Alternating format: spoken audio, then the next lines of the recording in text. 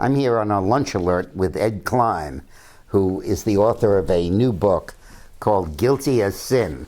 And guess what? It's about Hillary. And it's a wonderful book that really explores each of the chapters of corruption in this woman's life.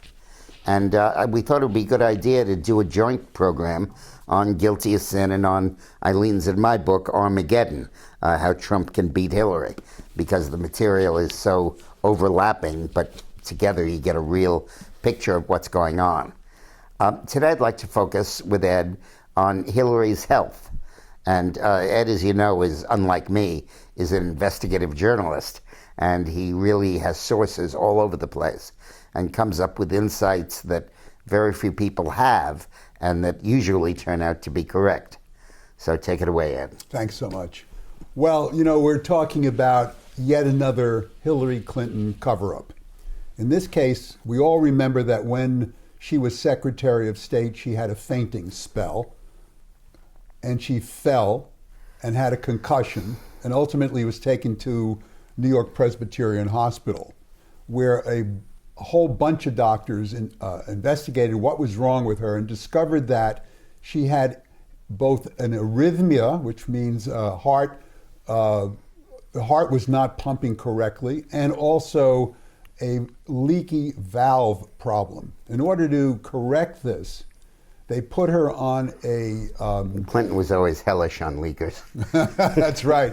Another leak on a beta blocker. And a beta blocker takes care medically of this leaky valve, but it also reduces your blood pressure to a very low blood pressure. Those who have low blood pressure are inclined to faint sometimes, as Hillary has many, many times, at least 4 or 5 times in public, the last time at the 9/11 memorial service, and many times in private, according to my sources. When she does faint, there is a real problem, because if she hits her head, Hillary also has a tendency to blood clots. And so she can get a serious hematoma. Now, these two medical problems that she has have been covered up by the Clintons, because they're concerned that if it gets out, people will doubt that she has, as Mr. Trump put it, the stamina, but actually whether she's strong enough actually to serve 4 years in the White House. And so as long as they can, they will cover this up, but they're really concerned in the campaign that she will faint yet again in public, and that could be devastating for her. I think that one of the things that Trump needs to focus on, that I think an opportunity he blew in the last debate, is to demand the release of Hillary's detailed medical records. And I don't mean a note from the doctor about a sore throat last week. I mean an MRI exam that she would take now that would be released to the public. Because among the various diagnoses that are floating around, there are some that include the possibility of dementia. And while we know from FDR that we can have a president who's disabled physically without a problem, we have never had a president who is demented. And that could be a very serious problem, particularly in the operations of the 25th Amendment, as to when she might declare herself unable to govern, or her cabinet might make that declaration for her.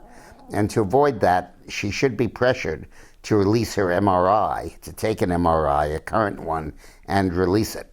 And I would hope that in the next debate, Trump zeroes in on that.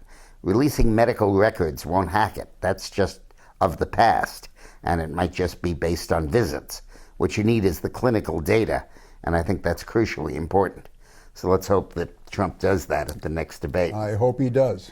And whenever Ed tells you something from his book, you're getting the tip of the iceberg. So you have to get the book, Guilty as Sin, to really understand the depth of Hillary's health issue, the background, and the extent of the cover-up. This was a tremendous effort to cover up what, in fact, are her health conditions. Thanks for watching.